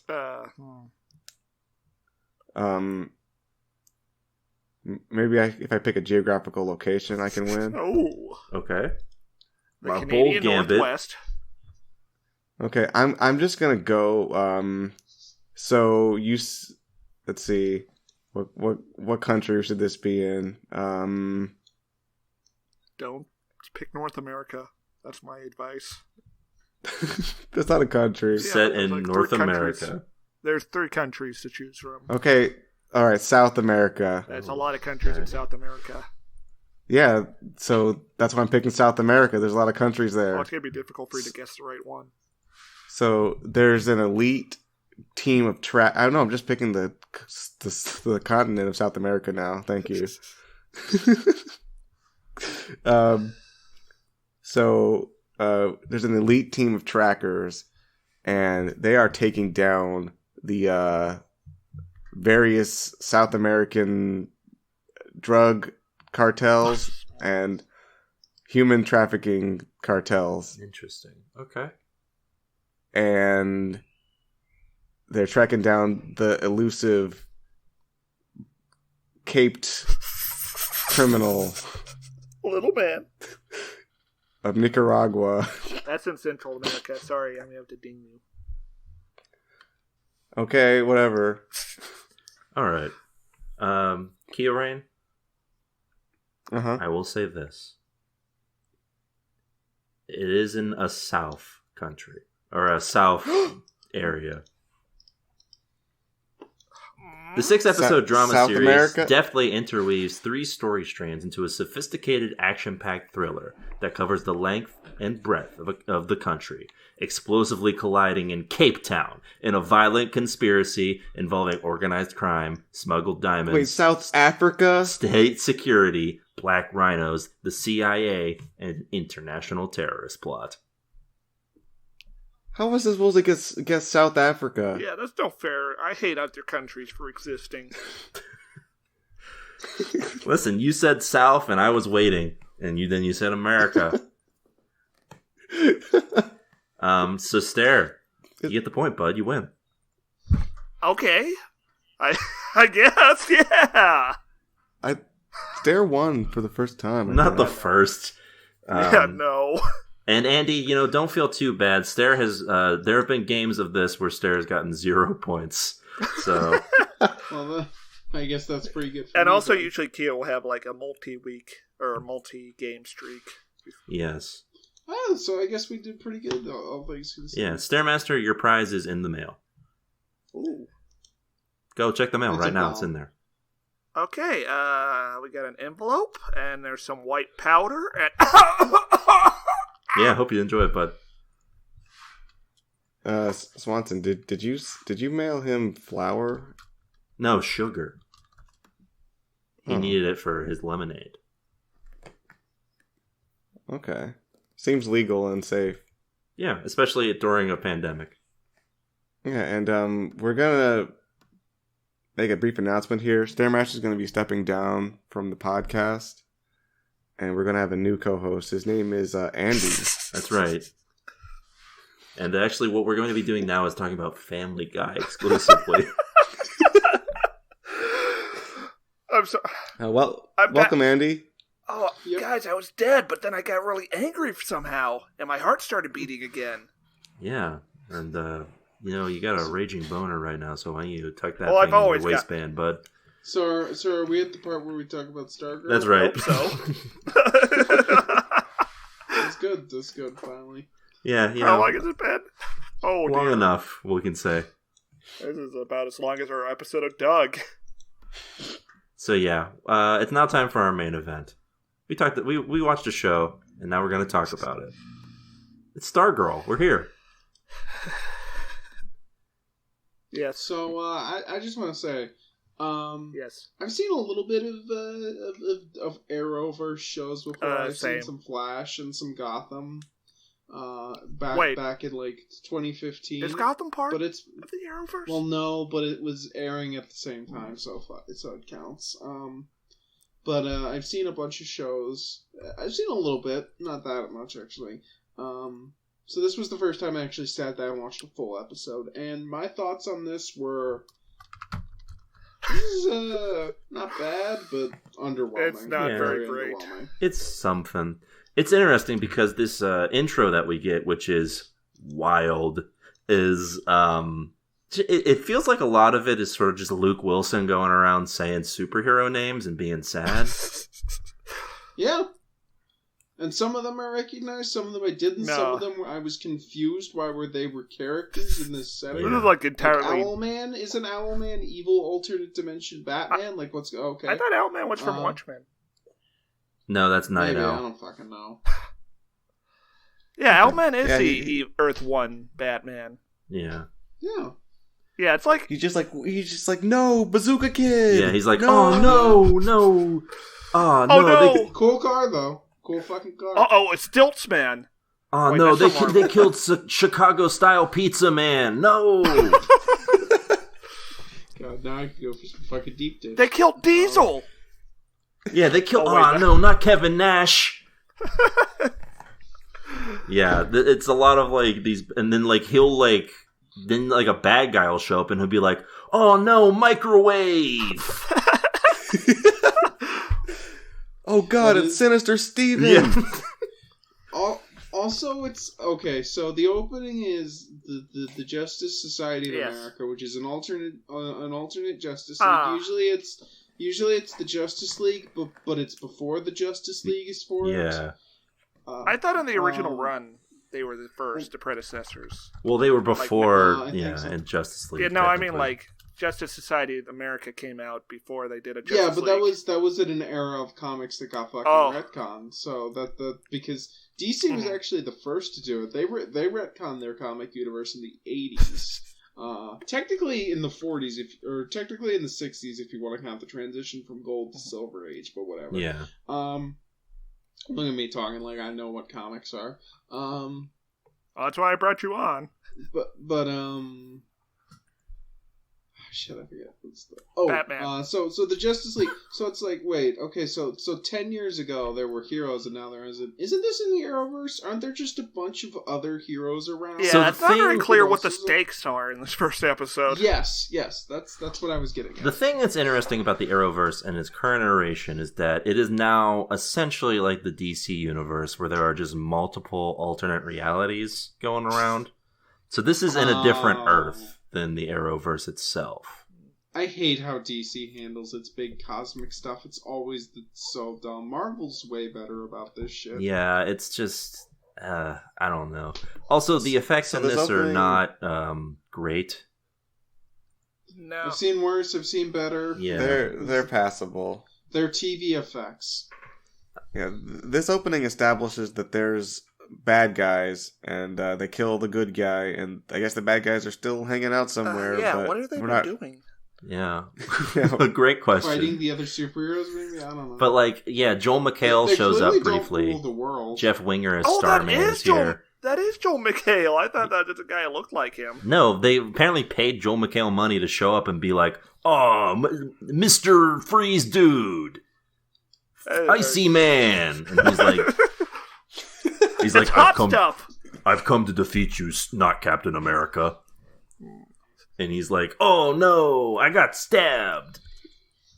Wait. You should have stayed in the car. Yeah. Here comes Ketchup Hot Dogger. You'll never be good for Ketchup Hot Dogger. The dastardly Ketchup Hot Dogger. Okay, so I'm looking at this, and Starman wasn't even on the original JSA lineup. No, but he is a that's fine. There's a Starman that's involved in that, not to be confused with the cool Starman from the 90s. Or the David Bowie Starman. Yeah, who's in the sky. No, this he wouldn't Starman join them dies because he didn't want to blow their minds. Yeah, this and Starman he shits dies all over his because friend of in like his final moments. Yeah, he's like, pineapple on pizza, dude, no. He gets stabbed with a pizza slice through the heart. Yeah, some of the chunky ham on it got him. The tone of the show is kind of all over the place, isn't it? Yeah, he's supposed to be dying, and he's making a joke about how inept Luke Wilson is. Yeah, we did not need Marvel quips at this exact moment. Because they don't even do that for the rest of the program. The comedy is a lot more grounded. Yeah, well, it'd also be like if you were watching the beginning of Infinity War and Thor made a quip when Loki's neck just gets snapped. It's like, whoa, why are you looking over there? That's good. Oh, that's good. No, that's terrible. That's why that happens in the alternate universe where Josh Whedon writes. Oh my goodness. Yeah. So yeah, we cut to. Okay, I need to talk about this real quick. What year does this show take place in? I think it's. I don't fucking know. I thought it it's says a present period. day, but they're doing 90s songs and shit. Yeah, well, you know what this is? This is a superhero show about a teenage girl, so you know what that means. That means it's time to rip off Buffy, guys. Let's go. Yeah. Let's go. It's Buffy time. Oh, yeah. Yeah, it is. Is that what's going on here? At least Buffy had the dignity to not give us a stepdad plot. Actually, there is an episode of Buffy that happens. The comics because the dad will put on a cool robot suit in the future because that's Stargirl's gimmick is that also not only does she have the powers and stuff, but she has a dad with a cool robot suit. Yeah. Okay. Imagine but seriously. Oh my god, they made a female character whose superpower is having a dad. It's great. But seriously. Stargirl's actually oh my god. Yeah, Stargirl was created by Geoff Jones. Jones. Yes, it was. If you cut out the first 5 minutes of this and the last 15 minutes of this, you wouldn't know it was anything related to superheroes at all. Well, here's the thing: if you don't, then it's really bad, backwater, watered down, fucking Degrassi shit. Yeah, that would air on ABC Family. It's also backwater Degrassi shit where someone gets a powerful sci-fi staff at some point, and you don't know why. Well, I said remove the superheroes. Oh, okay. I was going with Keo's premise of taking off the first and last 15 minutes. But yeah, this is also very Disney Channel. Especially the sibling that shows up. That little brother is directly from the Disney Channel. I will say, I felt like the little brother's transformation was too quick. Where it's like, oh man, moving sucks, but the first day it's like, no, this new town's great, guys. It's like, why'd you even have them playing? Was it just to fill time? Yes. What was the point of the scene with the mom at the city council? Yeah. Well, it's to establish things. In a good episode, because the second episode, because this episode ends on a cliffhanger, and the second episode is going to be a big fight scene, I assume, and with where she properly becomes Stargirl. No, I think that was the end of the fight scene. The next episode, they're just going to go home and talk about stuff. Also, I love the writing for this child. It's very accurate to California. If I had to leave my home state of California, the only thing I'd be complaining about is the fact that I don't get to eat In-N-Out anymore. Well, yeah, this is a precocious shit child who who is only there to make quips and be like a wacky sibling. I've never had In-N-Out. I think most kids would be like, man, I'm going to miss all my friends. Well, he does say that, but he puts In-N-Out above the friends. You can't taste your friends, Andy. Well, you can taste some of them, but only a few. Have you tried hard enough, Stare? You can taste them very easily. Yeah. I mean, only the top of the hierarchy. There's nothing stopping you from tasting your friends. Just saying. So yeah, they moved to Nebraska, which is definitely not a studio lot in the Warner Brothers It's definitely a town in Nebraska. It made me think of the Sonic movie being set in Montana. Yeah. And everyone's like real nice and saying like hello to each other. And does anyone think that has something to do with the bad guy we see at the end of this? You mean Brainwave? A guy whose name is Brainwave? Yeah. No, I just think it's Midwestern politeness, and because she isn't black. Oh, yeah, true. So also Luke Wilson, he's all right in this, I guess. He's like the only name actor in this thing, so he's kind of like having a good time. No. He's whatever. But there's a line reading here where I was waiting for the rest of the family to be like, elaborate, please. Which is when the main character Courtney asks him why he was in Nebraska at the time that he met her mother. He just says, "I was looking for something," and changes the subject. Yeah, it's a real natural conversation when somebody says something cryptic and everyone's just like, "Oh, okay." Like never digged into what he was looking for. It's like if I'm like, Stare, why were you in my house when I wasn't there? I'm just and looking. He's just like, oh, What you gotta do? I'm like, oh, okay. Yeah. And once like we've firmly established that Courtney does not get along with Pat, we get half-baked high school stuff going on. Like, they don't even try with this shit. You know how we mentioned this is Disney Channel? This wasn't Disney Channel. This was literal fucking Power Rangers. Yeah, this whole thing feels like a very terrible made-for-TV show movie. Made-for-TV. I mean, this is... Yeah. You know what? I'm gonna say... I don't really understand yeah. what they were going for. Are we supposed to think that something's off here, or is it just really poorly written? No, they're just bitchy girls. That's why I think they're just the thing is, though, is that somehow the girl already had all of her information. Yes. Oh, maybe she's an X-Men. You've got the hair for it. That's true. There's also, I would say this is sub-Power Rangers level, because at least when Bulk and Skull show up, you get some, like, wacky music. When this bully shows up and does stuff, we don't even get any, like... Please make that our closing music. No, not the Bulk and Skull music. Yeah, just me doing that at the end. Okay. Because, like, imagine how good, or, like, how at least somewhat enjoyable the scene would be where his car blows up if, like, there was just, like, Bulk and Skull-esque music playing in the background. Be great. So... No, that would be too fun for this program. We have to just get... do they even have music playing for that at all? No, although I feel like the effects budget partially went to music in the first half of this episode, because they do, like, 5 music transitions in, like... less than 10 minutes. Oh, and they blare them. Yeah. The show opens with Bruce Springsteen's Christmas album playing. How did they afford that? Why did the opening take place at Christmas? Yeah, because then we cut to Courtney in her like Carl from Aqua Teen Hunger Force childhood apartment being abandoned. All she has to eat this year is carpet. That's good. That's a good deal. Yeah, I mean, yes. And also, that's the other thing about, like, time. That, like, album is, like, early 80s. And then, like, all the other music cues are, like, late 80s music playing when they get to, like, her bad apartment building. So, like, what is the time frame in this show? There are 0 Christmas songs from the 90s. Yeah, not one, not even a single one.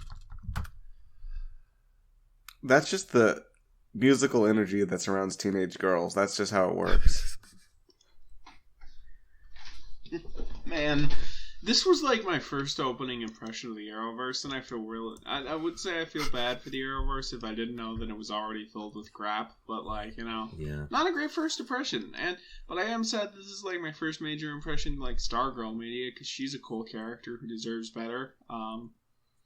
Maybe episode 2, they'll actually make an interesting show. You're gonna watch episode 2, but I ain't. Yeah. Listen, I'm just being really generous to the Stargirl universe here and say that maybe they fix an episode 2. I'm not going to watch that.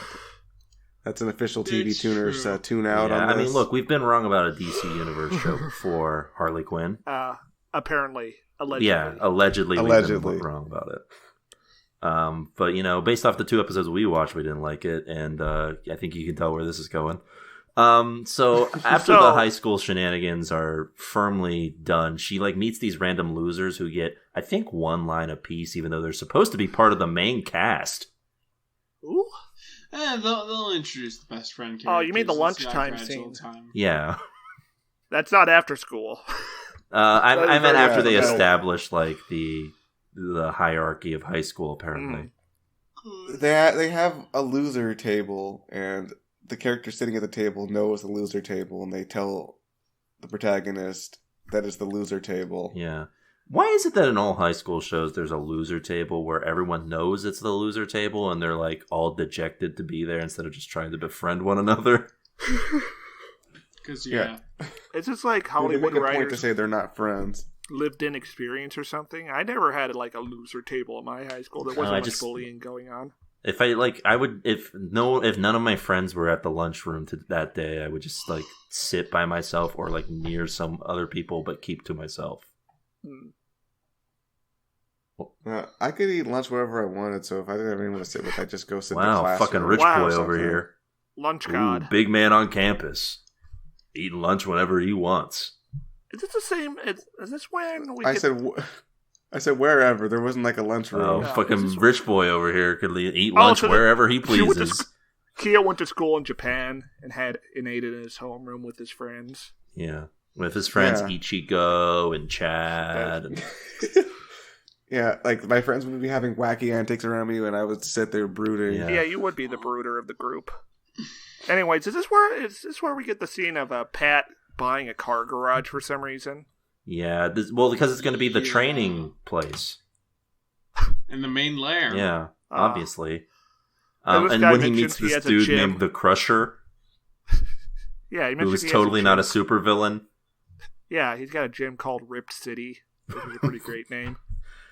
Yep. And he's very pushy. I like him. Yeah, they establish things that are a bit off, but they don't establish any overt villainy other than in the first 5 minutes. So there's nothing really to get hyped for I don't at all. think it doesn't help that none of the characters react to things being off.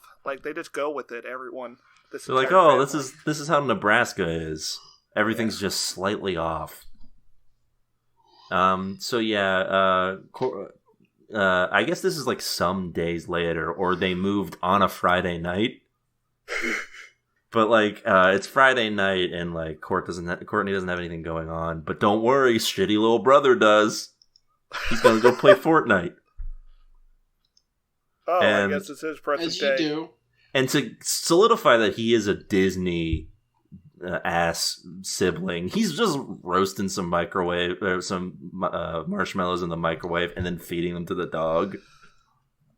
Oh, poor doggy. That'll probably be fine. Yeah. And meanwhile, Court goes to pout in the basement or whatever, and comes across the superhero Illuminati. Oh, she literally just finds it in the basement. Yeah, fucking. This is the worst. Great job, dude. This is the worst call to adventure ever. But no, see, they were just moving stairs, so they didn't have time to properly hide it yet. Yeah. You know? Yeah, but anyone in this house could have just found it in the basement. Why Imagine if her Shit Kid special? found it. Yeah, you need to have Well, to be fair, they did say I don't know why you can use this, so I guess it could just be a random staff to someone else, a cool artifact, because he didn't assume anyone in his family could use it. Yeah, I mean, it seems to. Yeah. I mean, Star Wars, Luke's call to adventure, it sort of involves him actually going, taking a course of action, going out into the Jetland waste to find R2-D2. Yeah. Yeah, I thought that The fact that you know what the Jutland wastes are, Stare, is, yeah. I think that's the wrong I thought area, that- though. I thought where this was going was that she was gonna have maybe a moment of heroism, or something to establish that she's worthy of the staff. But instead, it's just no, she's the son of the guy who had it, or daughter of the guy who had it. They don't even really specify that that's the point, although it probably will be. But they don't even get to that. They just say that she may be, but oh, he has a different name, so it couldn't be him. Well, yeah, I'm thinking it's just going to be she had a different superhero dad. Yeah. I mean, who knows with this property? I don't know what the deal either is way, with her in actual DC lore. So I think any hope for that message being portrayed in this is lost. It's some kind of like, just inheriting it basically. Yeah. So she gets the staff, and I guess the entire time the staff was waiting for a gymnastics student. Yeah, this seems like it's filmed for like a This is like out of a superhero film from the 90s. Yeah. Or like at least very much like first half of the aughts. Yeah, all the kids are at the drive-in, which is where the staff takes her for some reason. Mm-hmm. And like the staff's like a little precocious. It's got a mind of its own. It's just doing. Why does it need a person? Why can't it just fight crime on its own? I don't think it activates unless someone touches it.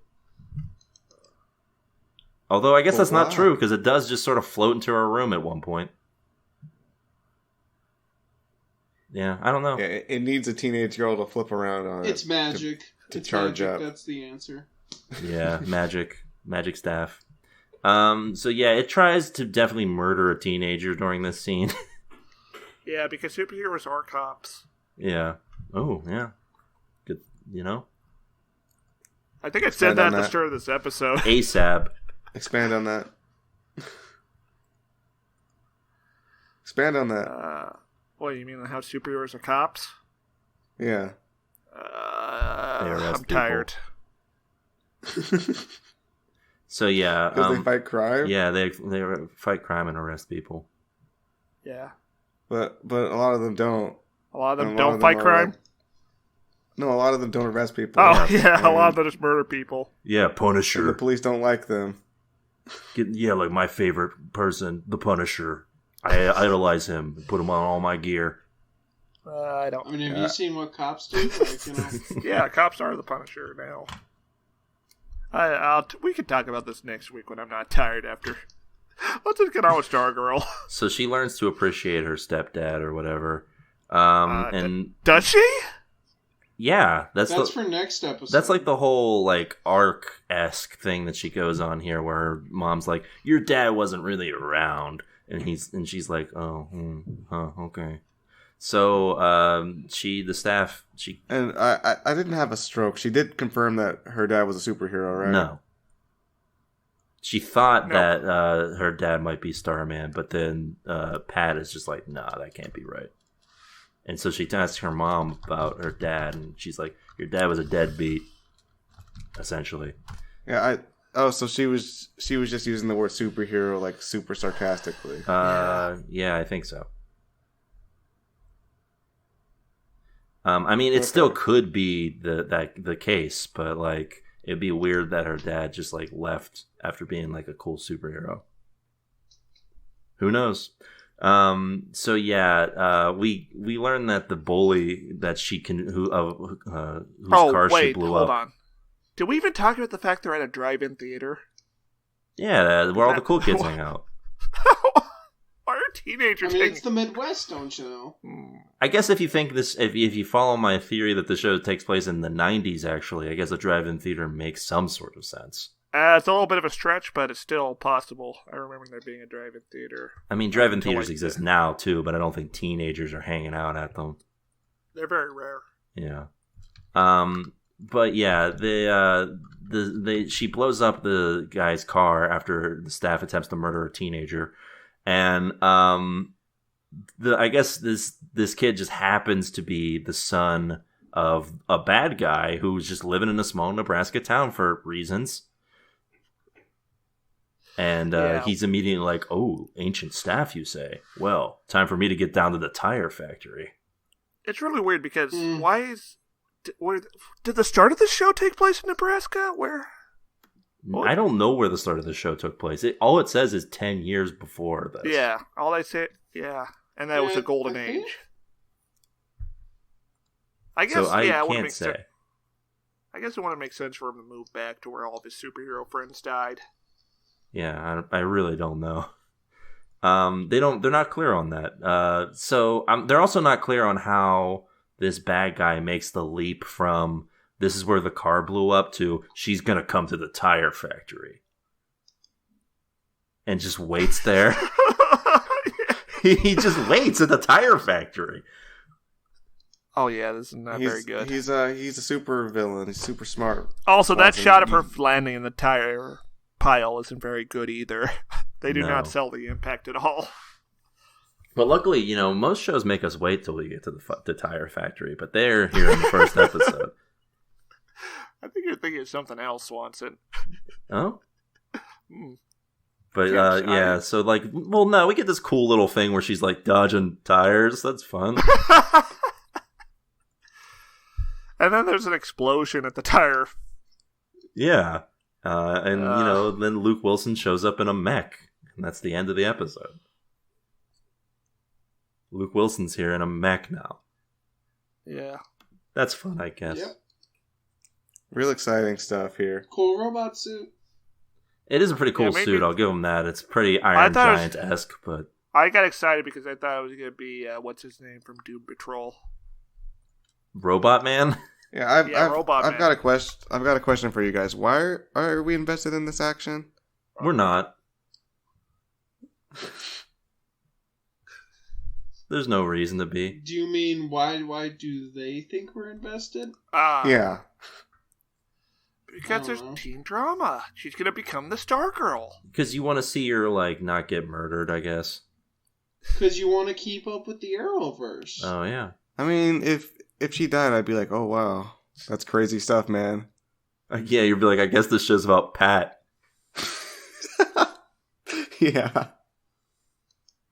Yeah, I don't know. I guess they want you to get, invested in her journey. What if the show was titled It's Pat? Interesting. That'd be great. Would you suggest that the main character be sort of androgynous, sort of... Yes. Weird creature? And all the jokes are about people not being able to figure out what yeah. this person who does not conform. That doesn't hold up anymore, does it? No! I guess it didn't hold up to begin with, but... Yeah. So yeah, this was underwhelming to say the least. Yeah, any final thoughts on this bad boy? Ooh, It's Pat has a rare 0% rating on Rotten Tomatoes. Yeah, It's Pat's not good. What about Stargirl, though? It's better than It's Pat. Well, yeah, what do you think about it? It's middling. Didn't it's Iron not... Fist also get a 0% rating on Rotten Tomatoes? Yes. Okay, that's what I thought. Yeah, this is just very out of place and out of time, I think. There's nothing... The show would have made more sense back... Yeah, the show would have made more sense like a decade ago. Tune out. This show seemed to be confused about what it wanted to do, and nothing really... There wasn't any way to get invested in anybody here. Yeah. Any of the drama with Pat was undercut by just how goofy the whole sequence was. Yeah. And the fact that his character is clearly a joke, his psychic name is Stripesy, and they make fun of it for 10 straight minutes. Yeah, that's no good. And then the rest of it is stilted high school drama. Yeah, these elements do not go well. They don't get a stew going. No, not at all. Yeah, at first I was I guess this could become something good. But honestly, what we do here on the podcast is we talk about the first episode we watched. That's why our success rate is not ideal. Also because, about 1/3 of what we watch is usually good, which is probably par for the course for actual television. I wonder how many shows actually get better and become worth watching, because I have a feeling Stargirl isn't. Apparently Batwoman picked up. Yeah, but then... It's not going to pick up, it's going to pick right down for that fucking second season. We might have to watch that second season just to see what happens. Oh, no. Because it's a new show, basically. Yes. Yeah.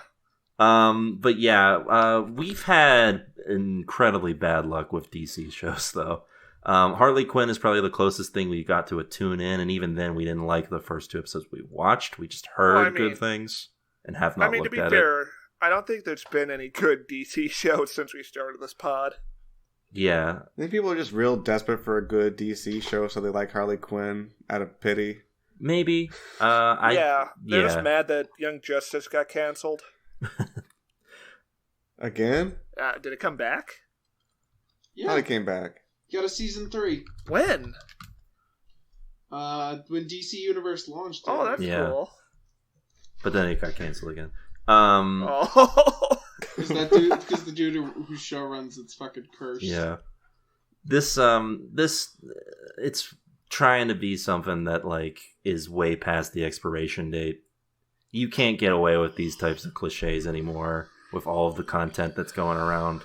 You need to be like doing something that's at least mildly interesting to get like any notice with this kind of stuff.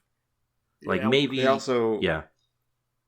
They did not really try to get us invested in this protagonist at all. Like this felt like a very incomplete story. Like it's they're trying like this is stretched out TV. Yeah, just watch Family Guy instead. Like the core of the drama is that she doesn't want to move. Yeah.